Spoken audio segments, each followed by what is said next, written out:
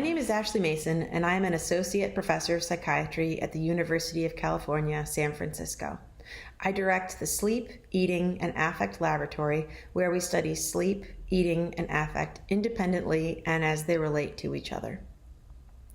Much of my research has focused on craving-driven overeating, particularly in people who feel that they eat more in response to their food cravings than they wish they did. The issue with these cravings is often that they aren't for things like broccoli and Brussels sprouts, but rather they're for things like brownies, cookies, and foods that we don't find in nature. A major component of my research program has focused on developing interventions for people who wish that they ate less of these crave-worthy foods. In normal times, we're often in environments that structure what and when we eat. For example, if we're working in an office and we had to pack our lunch ahead of time, with the knowledge that we'd have only a certain time to eat it, then it's easier to stick to our plan of what and when we eat. The office life can, in this way, support us in healthy eating behavior.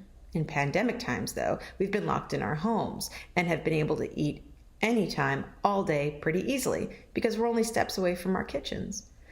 There are several strategies, though, that we can use to promote a healthier eating pattern when we don't have our usual supports that come with a more structured office and work environment. First, the golden rule. If a food isn't in our house, we can't go down to the kitchen to eat it in the 5-minute window between meetings. For example, if we don't have cookies and brownies or chips or other foods that we find difficult to resist in our homes, we are just less likely to eat them. Second, keep food out of sight. The more often we see bags of chips or boxes of cereal, the more that we're consciously and non-consciously reminded to eat these foods, sheerly for the pleasure of eating them. So put food away in the cupboard and in cabinets where it's out of sight. Third, consider planning out and prepackaging your snacks for each day. This way you know what you're going to get to snack on, and you're not going to be making decisions based on moments of Zoom exhaustion or fatigue. Nobody is at their best in making decisions in the middle of a long streak of Zoom meetings. Fourth, don't discount the power of putting food into dishes. When we eat chips right out of the bag, it's pretty hard to know how many we've eaten. So always put them in a dish, preferably a small dish, so that the dish looks full and satisfying. Finally, a new idea in the literature is something called exercise snacking. Perhaps give this a try. Next time you have a 15-minute break between meetings, instead of reaching for a food snack, reach for an exercise snack. Go on a walk around the block, for example. It doesn't need to be an exercise session that involves sweat or heavy breathing. It can just be as simple as walking around for a while before your next hour that you're spending in your chair at your desk. Next, I want to talk about how easy it is to just keep eating. I'm going to use chips as an example for the time being because most folks would say that eating chips is not something that contributes to their health.